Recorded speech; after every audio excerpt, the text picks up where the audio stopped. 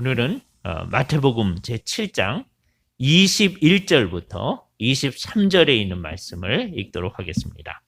마태복음 제7장 21절에서부터 23절에 있는 하나님의 말씀을 들으십시오. 나더러 주여 주여 하는 자마다 다 천국에 들어갈 것이 아니요 다만 하늘에 계신 내 아버지의 뜻대로 행하는 자라야 들어가리라. 그날에 많은 사람이 나더러 이르되 주여 주여 우리가 주의 이름으로 선지자 노릇을 하며 주의 이름으로 귀신을 쫓아내며 주의 이름으로 많은 권능을 행하지 아니하였나이까 하리니 그때 내가 그들에게 밝히 말하되 내가 너희를 도무지 알지 못하니 불법을 행하는 자들아 내게서 떠나가라 하리라. 주께서 이 말씀을 사용하셔서 우리에게 필요한 은혜를 베풀어 주시기를 원합니다. 찬송가 216장을 헌상송으로 주께 올려드립니다. 216장입니다. 우리가 거짓 선지자가 어떤 것인가 하는 얘기를 했었습니다. 그렇죠?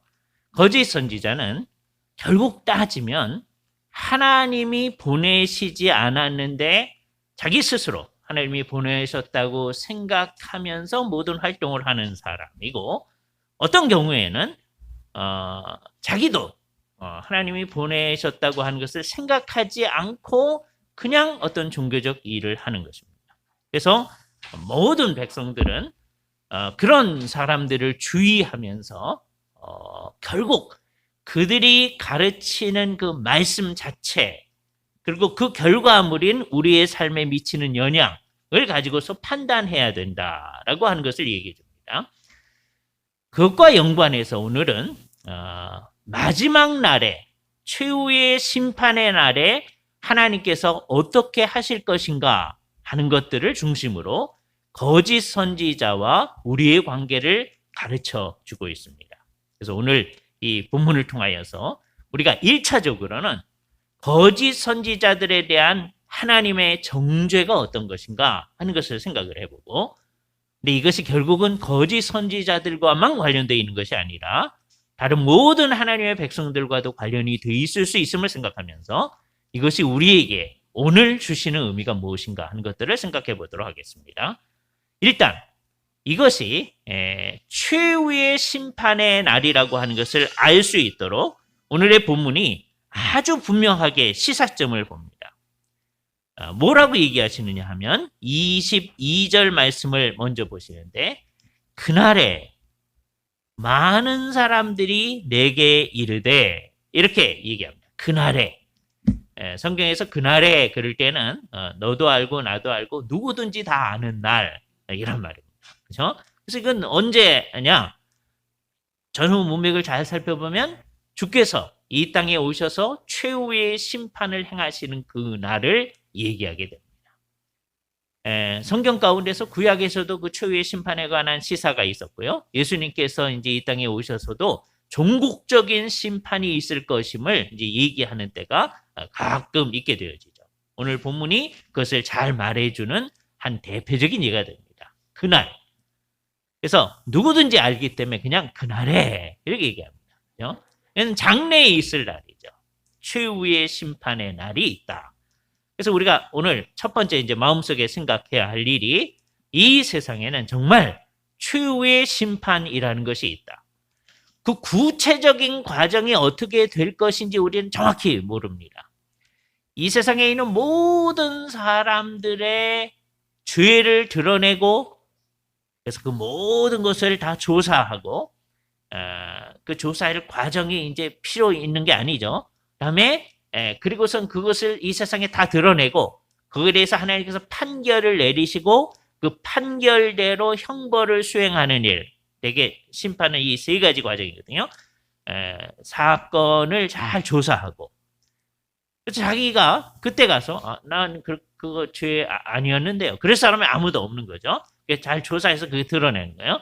그다음에 거기에 대해서 판단을 내리시고 판결을 선언하시는 거예요. 그다음에 그 판결하신 것을 수행하도록 하는 거죠. 형벌을 받아야 할 사람은 형벌을 받게끔 하시고 하는 일들이 일어나는 겁니다. 그렇죠?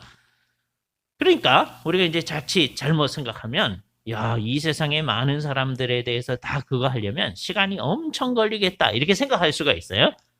그러나 그렇게 생각하는 것 자체가 하나님의 전능하신 능력을 무시하는 게 될 것입니다.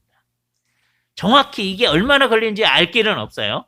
그러나 우리 주께서 이 세상에 임하여 오셔서 이 일을 수행하실 때 하나님의 능력으로 생각하면 한순간에 이것을 다 하실 수도 있다는 걸 생각할 수 있어요. 그래서 우리는 몰라요. 이게 얼마나 시간이 걸릴런지 24시간이 걸리는 건지 그럴 수 다 알지 못하지만 그러나 모든 사람의 죄가 낱낱이 드러나고 다음에 그에 대해서 하나님께서 형벌을 선언하시고 다음에 형벌에 대해서 집행하는 이 집행하는 일은 이제 시행하는 일은 그때 시작이 되어져서 영원토록 있게 되어지는 거니까 그런 날이 있을 거다. 자, 그날의 핵심은 뭐냐? 둘로 사람들이 나뉘어지는데 지난번에 우리가 두 길 얘기를 했잖아요. 그다음에 선지자들도 두 종류의 선지자가 있었죠. 하나님이 진짜 보내신 선지자, 그다음에 거짓 선지자. 이런 것처럼 그 거짓 선지자와 관련되어진 사람들, 다음에 참 선지자가 있게 되는 상황을 둘로 나뉘어지게 되는데 최후의 심판의 결과도 결국 둘뿐입니다. 그것을 뭐라고 표현했느냐? 천국에 들어간다 이렇게 표현을 해요. 그죠? 근데 이 말을 우리가 처음 배우는 게 아니기 때문에 마치 여기서 처음 배우는 것처럼 그때 처음으로 천국에 들어가는군요. 이렇게 생각하는 거 앞부분에서 공부했던 걸 다 잊어버리는 거예요. 예수님께서 이미 말씀하시기를 예수님의 사역으로 말미암아 하나님의 나라가 이 땅에 임한다는 걸 가르쳐요. 물론 아직 아니의 측면이 있다는 것도 더 가르치셔요. 그런데 이 아직 아니의 측면의 아주 대표적인 예가 바로 오늘의 본문과 같은 겁니다. 그래서 이 천국에 들어간다라고 하는 것은 처음으로 천국에 들어가는 것을 얘기해 주는 게 아니라 이거는 뭘 얘기해 주는 거냐? 이 땅에서 하나님 나라, 즉 천국에 속해 있던 사람들이 종국에 속하게 되어지는 것. 그래서 우리가 극치에 이른 하나님의 나라, 극치에 이른 천국이라고 말했던 바를 얘기하는 것이죠. 그래서 미리 다 정리해서 얘기를 하자면 이미 예수님을 믿고 이 땅에서 천국에 속한 사람들, 이 땅에서 하나님 나라에 있던 사람들이 나중에 극치에 임하는 천국에 속하게 돼요.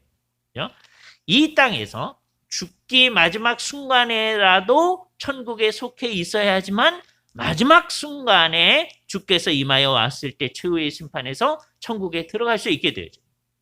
이 땅에서 천국에 속하지 않은 사람들은 최후의 이 극치에 이른 천국에 속할 수가 없다라고 하는 것을 얘기해요. 그래서 오늘의 본문이 얘기하는 천국이라고 하는 것은 극치에 이른 천국이다라고 하는 것을 아주 분명히 얘기해요. 그리고 그때 이제 다시 한번 정리하면 처음으로 나는 처음으로 천국에 들어갑니다. 그러는 게 아니다 하는 거예요. 그죠? 왜냐하면 이 사람들은 지금 여기 천국에 들어가는 사람들, 최후의 심판에서 천국에 들어가는 사람들은 결국은 예수 그리스도를 이 땅에서 이미 믿어가지고 이미 이 땅에서 천국에 속한 사람들이기 때문에 이 땅에서 천국에 속한 사람들이 최후의 심판을 통해서 극치에 이른 하나님의 나라, 극치에 이른 천국에 속하게 되어지는 것이다 라고 얘기해요.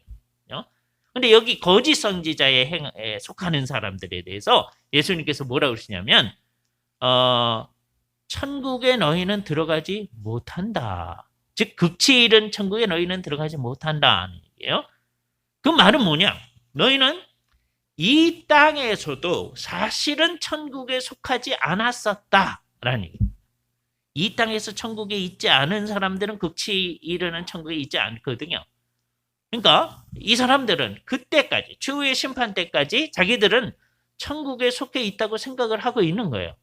근데 주님께서 극치에 속하지 않았다는 거예요. 극치에 이른 천국에 너희는 들어가지 못하고 이 땅에서도 천국에 속해 있지 않다라는 말입니다. 이 사람들은 예수님께 와가지고 얘기를 합니다. 21절 말씀을 보세요. 뭐라고 얘기하냐면 나더러 주여 주여 하는 자마다 다 천국에 들어갈 것이 아니요. 이때의 천국이 극치에 이른 천국이라고 했죠. 이 세상에서 예수님과 관계를 가지고 있다고 스스로 생각하기 때문에 예수님께 주여 주여라고 얘기해요. 지금 여기 예수님이 하는 말씀이에요. 나한테 주여 주여 하는 사람마다 다 천국에 들어가는 건 아니다. 이 얘기의 뜻을 잘 생각해봐요. 이 세상에 살면서 예수님을 주님이라고 생각하지도 않고 주님이라도 부르지도 않는 사람들이 있습니다. 그 사람들은 당연히 천국과는 상관이 없는 사람들이에요. 그 상황에 대해서 우리는 다 안타까워해야 됩니다. 너희는 천국과 상관이 없어. 이렇게 얘기하는 것으로 기뻐하면 우리가 참 천국에 속한 백성이 아님을 드러내는 것일지도 모릅니다. 이 세상에 있는 사람들이 예수님과 상관이 없어서 그 사람이 천국에 속하지 않았다는 것에 대해서 마음이 안타까워가지고 우리는 이 문제를 해결하기 위해서 애쓰는 사람들이 되어져요. 그러나 현실은 결국 따지면 이 세상에 있는 사람들이 다 어떤 사람은 천국에 속한 사람, 지금 여기서도, 그리고 이 세상에서 천국에 속한 사람이 나중에 극체에 이른 천국에 들어가는 거예요. 그다음에 어떤 사람은 천국에 속하지 않은 사람들이 있는 거예요. 그 현실을 우리가 부인하면 안 돼요. 우리 마음대로 이 세상에 누구나 다 천국에 속해 있는 거예요. 라고 우리 스스로 얘기하면 안 되는 거다. 예. 이거의 기준은 우리가 하는 게 아니라 주님이 하시는 거다라고 하는 거예요. 근데 그 기준을 예수님께서 얘기를 해주세요. 일단 두 가지가 여기서 중요한 것인데, 하나는 예수님을 진짜 주라고 얘기하느냐라고 하는 거예요. 진짜 주라고 얘기하느냐. 첫 번째는 주라고 얘기 안 하면 천국하고는 상관이 없는 거예요. 그래서 이때 우리가 늘 쓰는 말이 있어요. 예수님을 나 개인의 구원주요 주님이라고 믿는가? 예수를 믿는다라는 말이 바로 그겁니다. 이 세상에서 나를 구원하실 분이 예수님 분입니다. 라고 하는 것을 진짜로 믿는가? 구원주로 믿는 거예요. 그 구원주로 믿는 사람은 예수님을 주님으로 믿을 수밖에 없어요. 이 두 말은 아주 밀접하게 연결되어 있는 말입니다. 구원주로 믿는다라는 말은 나는 구원받을 필요가 있는 사람입니다. 이 세상에서 인간이 사는 삶, 특히 내가 사는 삶이라고 하는 것이 이게 정상이 아니기 때문에 이 정상이 아닌 상황으로부터 나를 정상으로 되돌릴 수 있는 그 힘을 가지신 분이 오직 주님뿐이십니다. 라고 하는 걸 인정하는 거예요. 이게 예수님이 구원주로 믿는다는 거예요. 이 말의 제일 중요한 것은 인간의 그 죄의 문제를 죄가 있는 사람은 하나님하고 관련을 할 수 없거든요. 하나님 앞에 나와서 이렇게 접촉할 수가 없거든요. 죄의 문제를 예수 그리스도의 십자가 사역이 해결하셨습니다. 그리고 그의 부활이 이 십자가 사역이 죄의 문제를 해결했다고 하는 것을 온 세상에 잘 선언해 주는 것입니다. 라고 하는 걸 진짜로 믿는 거예요. 이게 예수님을 구원주로 믿는다는 겁니다. 이제 요 사실에 대해서 이 세상은 어떻게 생각하느냐? 여러 다른 반응들을 보이는데, 이 세상은 스스로 구원할 수 있다고 생각하는 사람들이 상당히 많이 있습니다. 스스로 자기 자신을 구원할 수 있다. 이렇게 생각하는 사람들. 또는 이것의 변형형이 뭐냐면 인간은 구원받을 필요라는 게 없는 거다. 문제가 있긴 있지만 인간이 하나도 문제가 없다. 그렇게 생각하는 사람이 이 세상에 없어요. 왜냐하면 다 문제가 있다고 생각해요. 네. 그런데 자기들 스스로의 능력으로 구원을 할 수 있지 않을까. 노력하기만 하면. 이거의 대표적인 게 불교입니다. 불교는 모든 사람이 다 부처가 될 수 있다. 이렇게 생각합니다. 모든 사람. 누구든지. 왜 사람 마음 안에는 불성이라는 게 있다는 거예요. 그래서 그거는 본래의 자기라는 거예요. 본래. 근데 사람들이 다 그걸 잊어버리고 지금 꿈꾸며 살고 있는데 다 스스로가 이거를 깨우칠 수 있다. 근데 대부분은 깨우치지 못한다는 거죠. 근데 깨우칠 수가 있는 능력이 있다. 스스로 할 수가 있다. 예? 그 불교가 그렇게 생각할 뿐만 아니라 그 예수를 믿는다고 하는 사람들도 이제 어떻게 생각하냐면 내 스스로 노력하면 하나님의 뜻을 수행할 수 있을 거다라고 생각하든지, 아니면 시동을 하나님이 좀 해주시면 이게 조금 괜찮은 사람이 괜찮지 않은 사람은 내가 노력을 해가지고 그러니까 기독교의 이름을 가졌으나 불교하고 비슷하게 생각하는 사람들이 있어요. 인간이 노력하면 그렇게 할 수 있습니다. 이렇게 하는 거죠. 나중에는 이제 불교도 어떻게 하냐면 나중에는 이 기독교의 형태를 가졌으나 잘못된 사람들하고 불교 자체가 요거하고 좀 비슷해집니다. 나중에는 불교 이제 어떻게 하냐면 불교는 자기가 노력해가지고 부처가 되는 거예요. 전부 다 노력인데 나중에는 어떻게 하냐면 워낙 부처가 되신 분이 우리한테 은혜를 베풀어줘서 우리가 부처가 될 수 있게 도와줄 수 있다. 그 얘기도 해요. 불교에서도 은혜 얘기를 합니다. 근데 이게 진짜 우리가 얘기하는 은혜하고 다른 거예요. 예. 기독교에서도 이게 제대로 안 된 기독교는 어떻게 되냐면 내가 이제 노력을 하고 그러면 그게 하나님이 온전하진 않지만 하나님이 그냥 기특하게 봐서 괜찮다고 생각해서 하나님이 또 은혜를 더 내려준다. 예? 더 내려주면 내가 더 뭔가를 할 수 있다는 거예요. 그래서 내가 이렇게 행한 것, 하나님이 우리에게 은혜 주신 것 플러스 내가 이렇게 행한 것으로 말미암아 우리가 구원함을 얻을 수 있다라고 생각해요. 그게 사람들이요. 지금 공식적으로 그렇게 이제 가르치는 게 이제 천주교인데 천주교뿐만 아니라 누구든지 성경의 가르침에 주의하지 않으면 자꾸 그런 방향으로 갈 수가 있어요. 특별히 오늘의 말씀을 성경 전체의 뜻에서 잘 생각하지 아니하면 사람들이 다 그쪽으로 갑니다. 오늘 주님 뭐라고 그래요? 나더러 주여 주여 하는 자마다 천국에 들어갈 것이 아니요 오직 하늘에 계신 내 아버지의 뜻대로 행하는 자라야 들어간다. 이랬잖아요. 그러니까 사람들이 이 말씀의 깊은 의미를 생각하지 않고 그렇죠. 주님의 뜻을 행해야 우리가 구원을 받죠. 이렇게 생각하게 돼요. 그래서 많은 사람들이 이 구절 때문에 천주교와 비슷한 생각을 하는 사람들이 생겨집니다. 예수를 믿으면 주님 주님이라고 얘기하잖아요. 그러나 그거로는 안 된다고 하지 않았느냐. 주님의 뜻을 행해야 된다. 그래서 이제 잘못된 기독교의 형태를 얘기할 때 이런 식으로 얘기하는 거죠. 예수를 일단 믿어야 된다. 그렇죠? 그러나 예수님을 믿어가지고 주님이라고 말하는 걸로는 천국에 들어갈 수는 없다. 예수를 믿어야 되는데 플러스 하나님의 뜻대로 행하는 것이 있어야 천국에 들어간다. 이렇게 생각해요.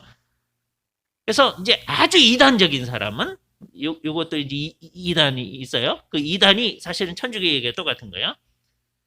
예수를 믿는데도 지옥 가는 사람이 있다. 지옥 가는 그리스도인이라고 하는 책을 쓰신 이상한 데가 있습니다. 예. 그게 기독교의 이름으로 지금 행세를 하고 있어요. 예.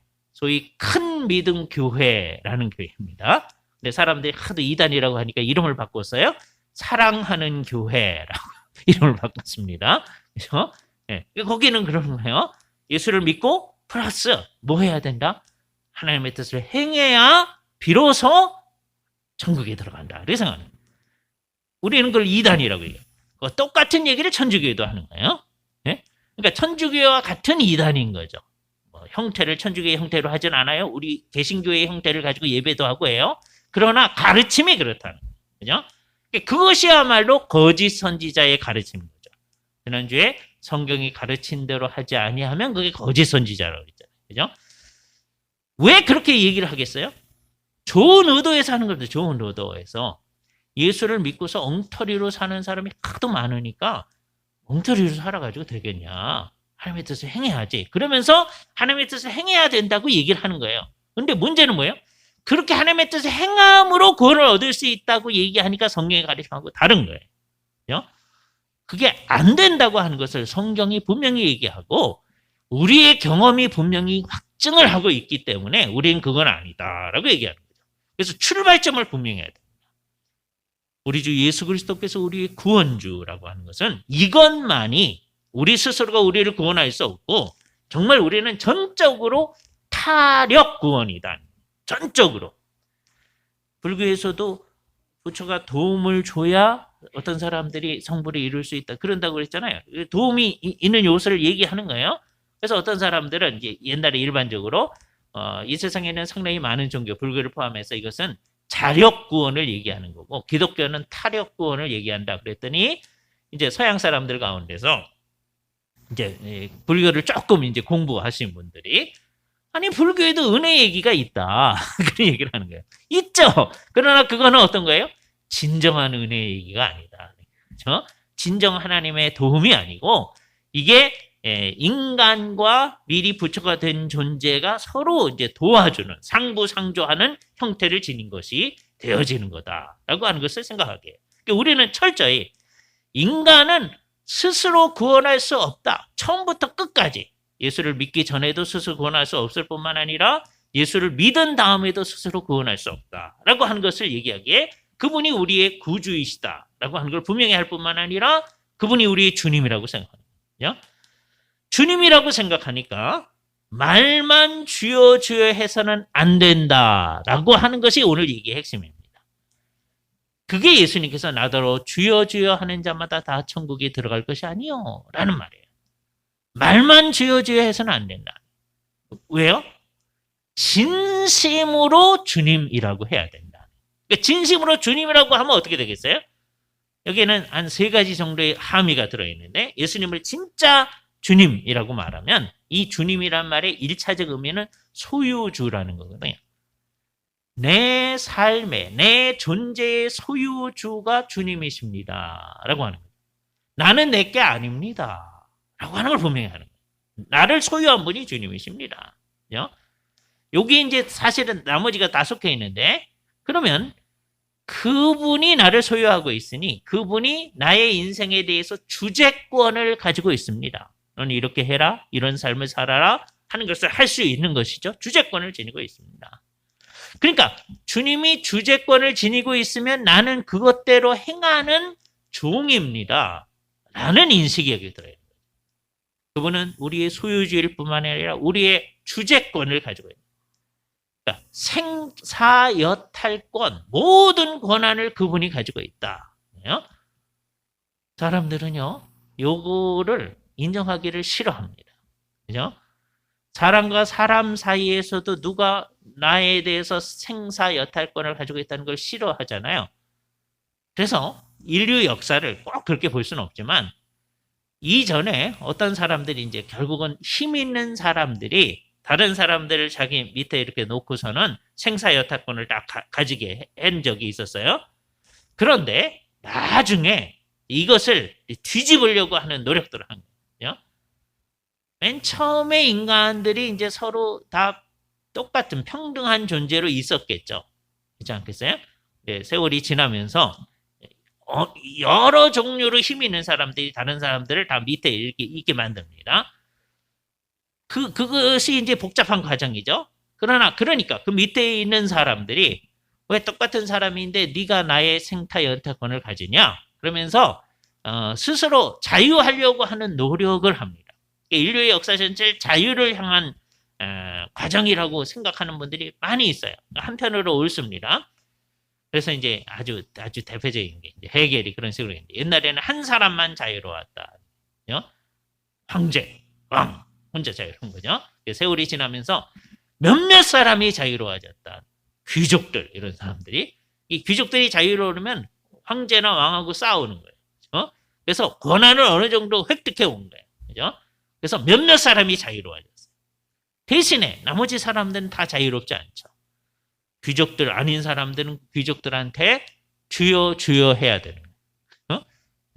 그분들이 주님이 아닌데도 불구하고. 그래서 이제 사람들이 더 노력을 해가지고서는 이제 자기 스스로를 해방시키는 일을 한 거다라고 하는 거예요. 헤겔이 그런 얘기를 한 것을 그대로 가지고서 이제 마르크스가 받아들이는 거예요. 그렇다.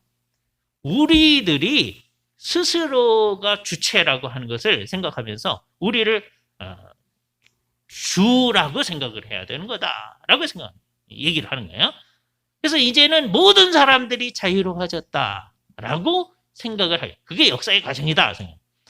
자유로워지는 것이 사람으로부터 자유로워지는 건 좋은데요. 더 나아가서 하나님으로부터도 자유로우려고 하는 노력들을 한 거예요. 그래서 하나님한테 주님이라고 말은 하지만 사실은 얘기를 안 해요. 사실은 주님이라고 인정을 안 해요. 예수님한테도 이제 예수를 진짜로 믿느냐 안 믿느냐의 차이가 여기 있는데 진짜로 예수님이 나의 소유주이시고 나의 주재권을 가지고 계시며 나의 생사여탈권을 가지고 계십니다. 라고 진심으로 믿고 사느냐 하는 거하고 그냥 다 예수님을 주님이라고 하니까 주님이라고 말하지만 실제로는 나는 내 마음대로 살려는데요. 이렇게 해나가는 마음이 있다면 그거는 진짜로 믿는 게 아니다. 그래서 여기서 중요한 말은 뭐냐? 예수님을 진짜 주님이라고 얘기하느냐. 그 말에 풍성한 의미에 있어서 진짜 주님이라고 얘기하느냐. 아니면 우리는 우리 마음대로 살기를 원하느냐. 조그만 애들도요. 자기 마음대로 살기를 원합니다. 네? 부모님이 이렇게 간섭하는 거 싫어하는 거. 네, 조그만 애들도 그래요. 그거 누가 가르쳐준 거 아니에요. 네? 그런데 그게 우리의 타락한 인간의 마음이에요. 그래서 하나님에게 대해서 그런 마음들이 자꾸 나타나는 거예요. 이게 타락한 인간의 마음. 하나님이 우리를 창조했다는 거 인정합니다. 어느 정도 믿는 사람은. 그러니까 나중에 어떤 사람은 그걸 인정 안 하는 사람이에요. 그렇죠? 하나님 있습니까? 이러면서 나가는 거예요. 그러나 이제 예수를 믿는다고 하는 사람은 인정합니다. 그러나 당신이 나를 창조했다고 해서 나를 마음대로 하려고 하는 그건 안 됩니다. 나를 어느 정도 인정해 줘야죠. 이러면서 살려고 하는 거예요. 그래서 하나님과 우리를 하나님이 훨씬 능력이 많으시지만 그래도 우리도 어느 정도 인정받고 하나님이 능력 많으심으로 인정하는데 우리도 어느 정도 인정받고 살고 싶어 하는 것이 타락한 인간의 마음. 그러나 주님께서 오늘 얘기하시는 것은 그래서는 안 된다. 그거는 예수님을 진짜로 믿는 게 아니다. 라고 얘기해요. 그래서 오늘 말씀에 아주 분명한 말씀으로 떠오르는 것이 하늘에 계신 내 아버지의 뜻대로 행하는 자라야 천국에 들어간다. 극치에 이른 천국에 들어간다. 이 말은 오해하면 안 됩니다. 우리가 하늘에 계신 예수님의 아버지의 뜻을 행함으로 구원을 얻는다라는 말이 아님을 알아야 돼요. 아까 얘기했잖아요. 어떻게 해서 구원을 얻는다고요? 사람은 스스로 구원을 얻을 수 있는 능력이 없으니까 예수 그리스도께서 이루신 구속 사역을 참으로 믿음으로 예수님이 이 일을 하시는 구세주요 주님이시라는 걸 믿음으로서만 구원을 얻는다고 그랬어요. 이걸 믿는 사람이 천국에 있는 사람이고 진짜로 믿는 사람이 최후의 극치에 이르는 천국에 들어가는 사람이라고 얘기한 거예요. 자, 그렇다면 그 사람들은 이 세상에서 어떻게 사느냐라고 했을 때 예수님의 이 말씀이 적용돼요. 우리는 예수님을 믿음으로 구원을 얻어요. 다른 얘기하는 사람에게 다 잘못된 거예요. 기독교를 망치게 되는 겁니다. 오직 믿음으로만 구원을 얻어요. 구원 얻은 사람은 어떻게 사나요? 했을 때 이 말씀이 우리에게 적용돼요.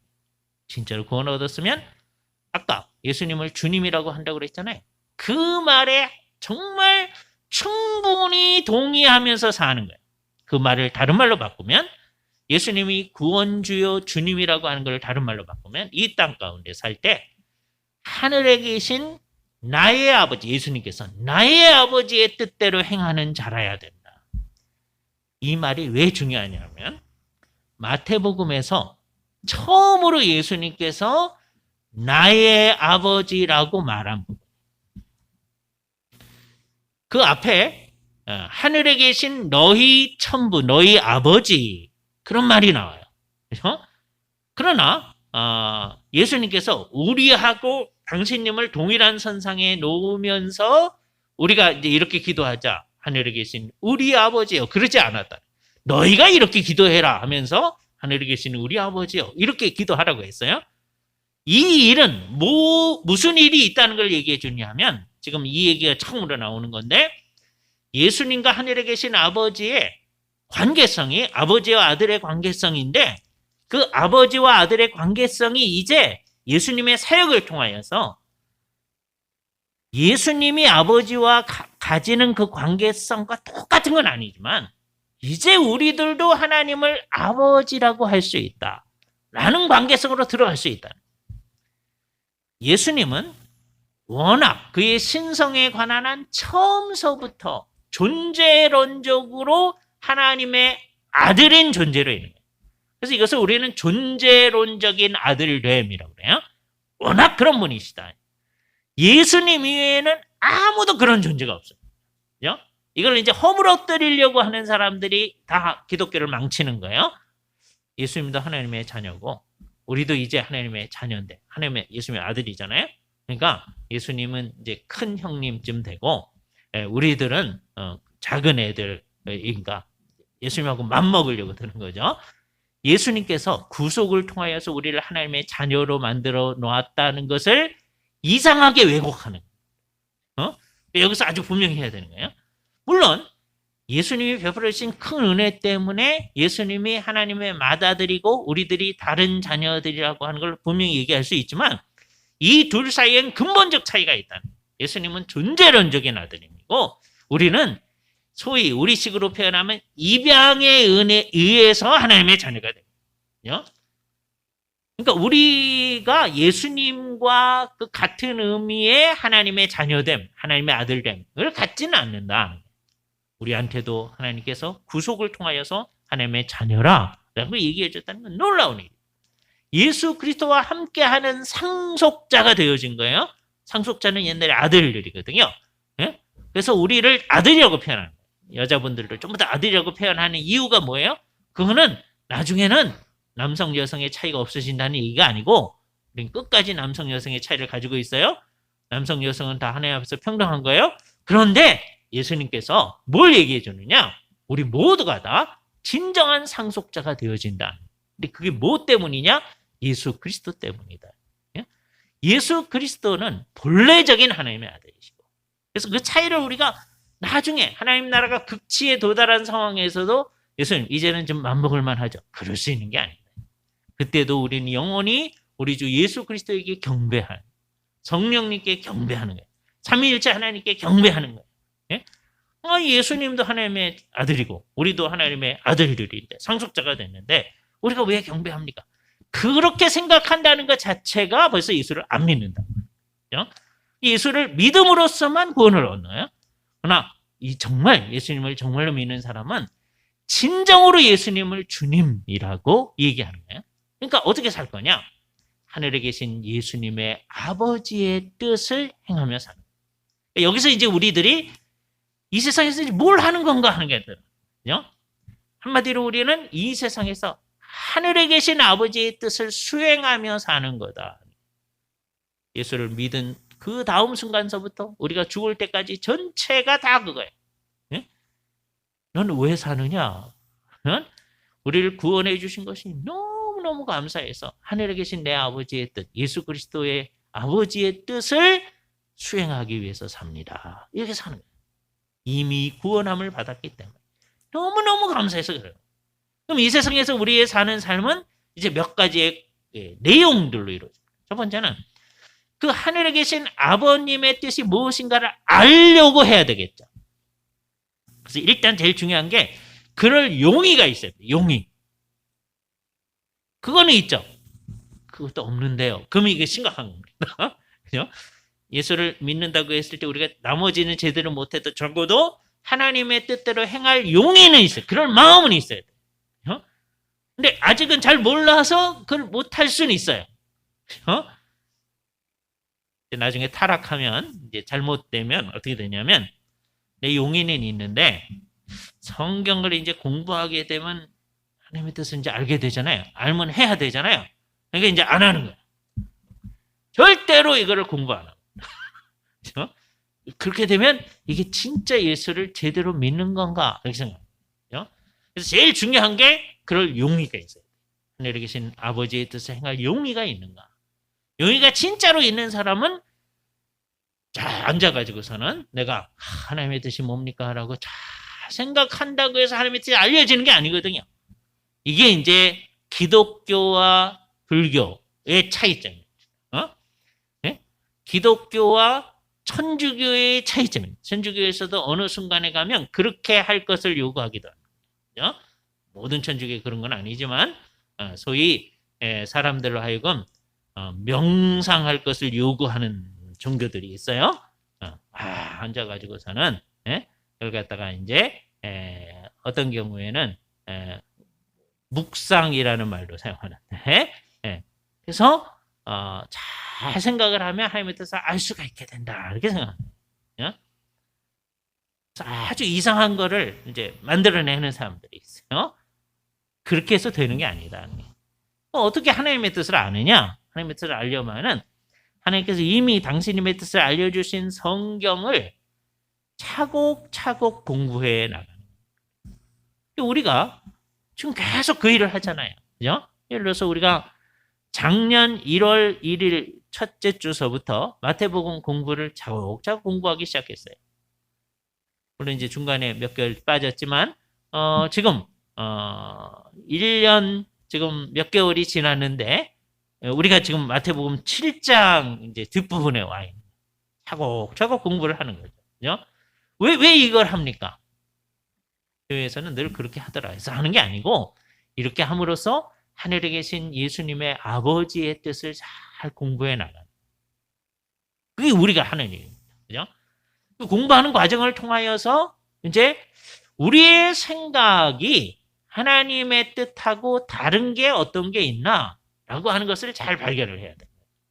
성경을 공부한다고 하는 건 그냥 성경을 그냥 객관적으로 공부하는 것만이 아니라 일단 그것이 있어야 되겠지만 성경을 공부한다는 건 동시에 자기를 공부하는 것이기도 합니다.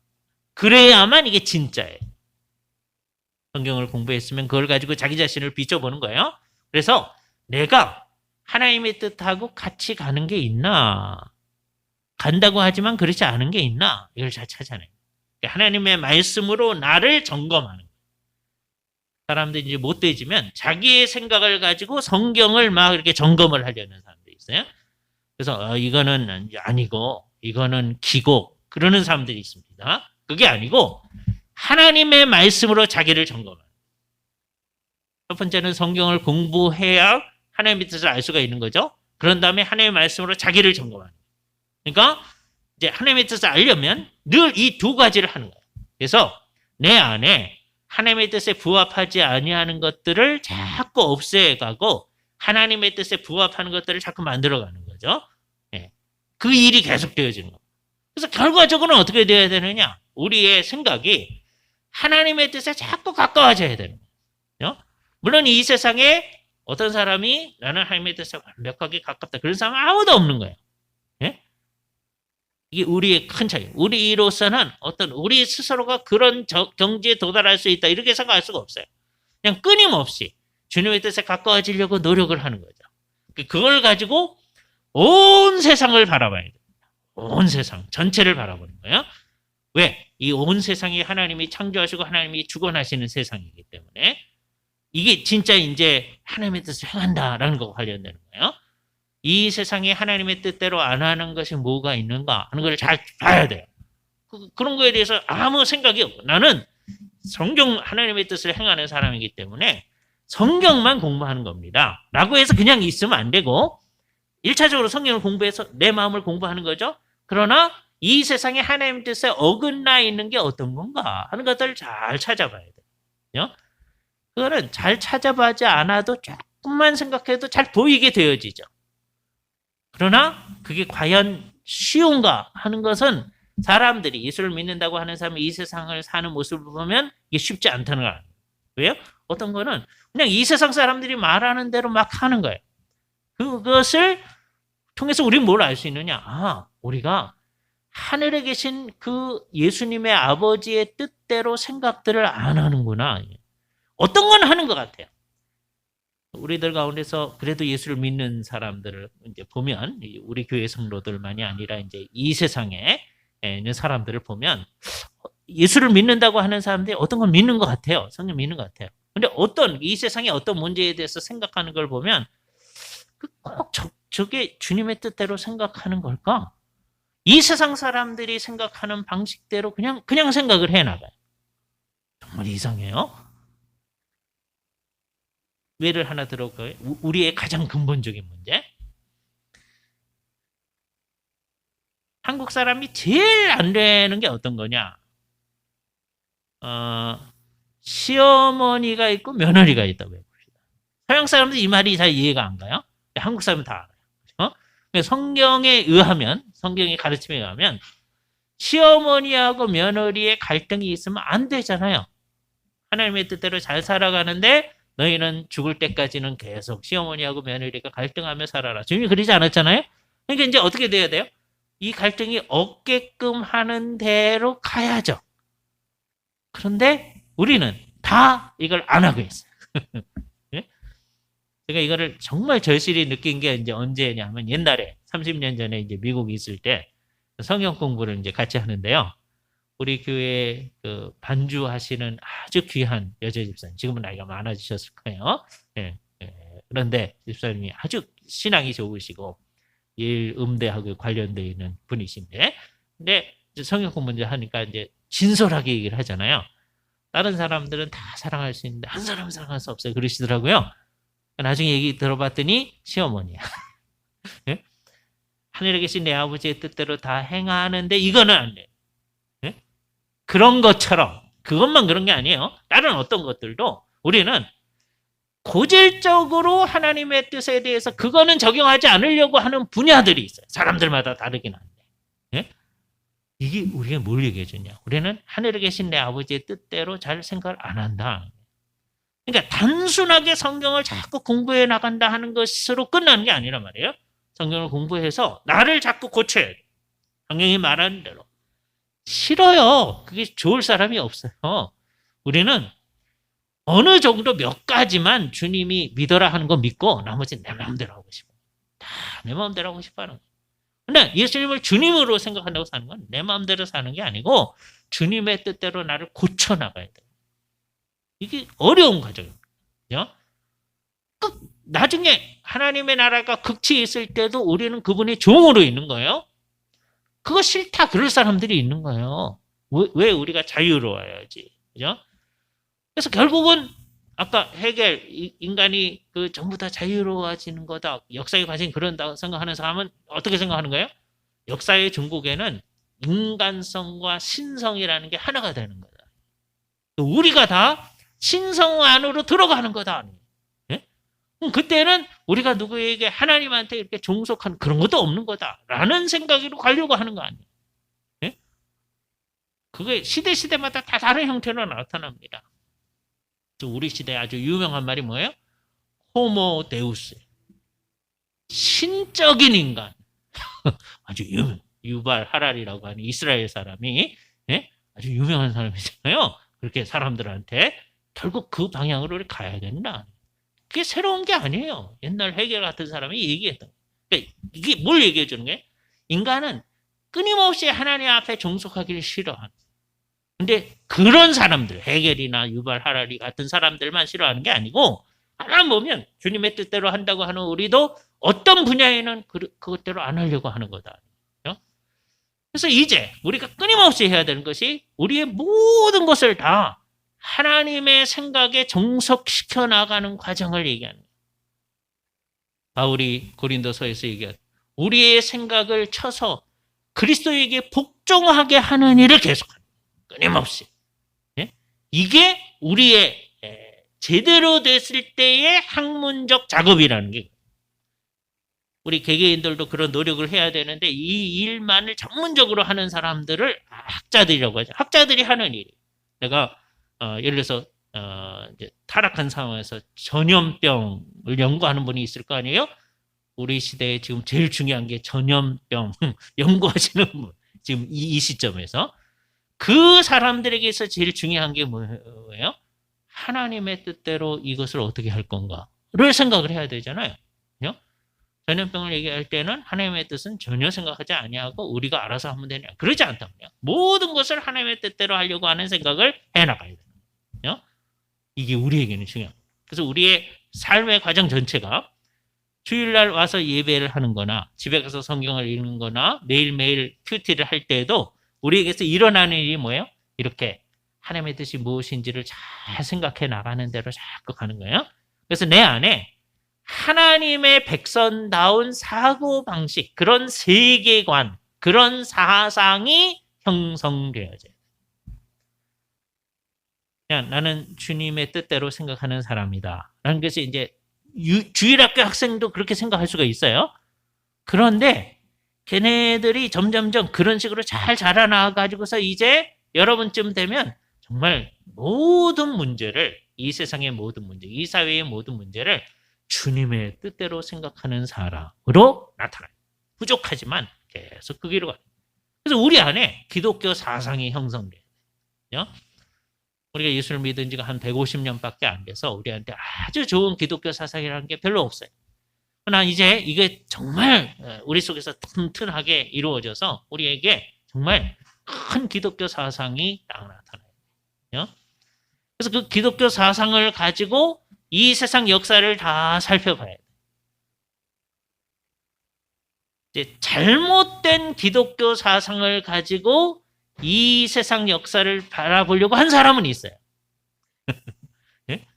그래서 함석헌 씨 같은 경우가 이제 자기 나름대로는 이제 기독교적으로 이제 알았다고 생각해서, 물론 이 사람은 이제 이걸 막 뛰어넘어서 나중에는 이제 힌두교의 경전도 공부하고 막 그래요. 예? 그래서 자기 나름대로는 더 높은 단계로 간다고 생각을 하는 거예요. 근데 하여튼 자기 초창기 기독교적인 거를 가졌다고 해서 그런 관점을 가지고 한국 역사를 살펴보겠다. 뜻으로 본 한국 역사, 그런 이제 강연을 하고 책을 내고 그런 거예요. 이게 이제 한편으로는 옳은 거면서 심각한 거죠. 왜냐하면 그분이 생각하는 게 기독교적인 게 아니란 말이에요. 그러나 여기 좋은 면도 있는데 그게 이루어져야 돼요. 이 한국 역사는 어떤 부분은 기독교가 들어오기 전의 역사거든요. 그거에 대해서 우리는 어떻게 생각해야 되냐? 이걸 생각을 해야 되거든요. 그때 아주 철저하게 하나님의 뜻을 잘 아는 그 입장에서 이 세상 역사를 바라봐야 돼요. 하늘에 계신 내 아버지의 뜻대로라고 하는 그것을 그냥 쉽게 생각해 넘길 게 아니다. 이거를 통하여서 구원 얻는다는 얘기가 아니다. 이게 정말 심각한 얘기예요. 이것 가지고, 물론 이 구절만은 아니지만 이것 가지고 박사학위 논문을 쓰신 분이 있어요. 제 선생님이신데 결론은 이상한 겁니다. 구원 얻으려면 예수를 믿어야 되지만 그것만으로는 안 되고 행해야 된다. 주님이 그랬다. 예? 잘못된 박사학위 논문이. 돌아가셨어요. 젊은 나이에. 안타깝죠. 그러나 정말 안타까워. 여기서 말하는 주님의 뜻대로라고 하는 것은 결국 이 세상, 예수 그리스도의 백성이 된 사람들, 예수님을 진짜 믿는 사람들이 이제 이 세상에서 행해 나가는 모든 삶의 과정을 얘기하는 거예요. 그래서 우리는 이 세상 모든 것을, 자기 주변의 삶을 비롯해서 결국 이 세상 모든 것을 정말 하나님 아버지의 뜻대로 판단하고 그 순간에 하나님의 뜻에 부합한다고 느끼는 대로 행해 나가게 되겠죠.